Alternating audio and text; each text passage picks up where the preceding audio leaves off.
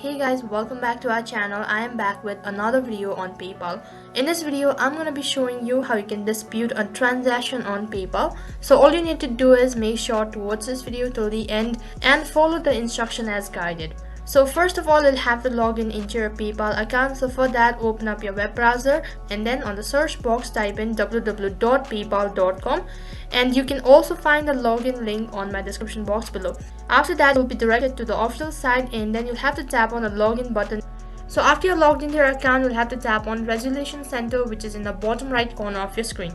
On the other interface, you'll be directed to the Resolution Center. So right over here, you'll have to tap on Report a Problem, which is right in center. So after you tap on Report a Problem, and on the other interface, you'll have to select the type of dispute. So there are a list of options, so then select it accordingly. And after you're done selecting, tap on Continue, which is right at the bottom. So once you've disputed the charge, the account holder and the seller have 20 days to solve this problem. And if it does not work, and after that, once again, you'll have to tap on the dispute that you've selected earlier.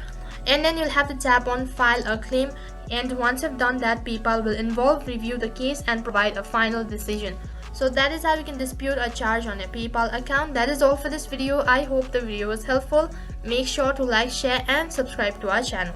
Thank you for watching.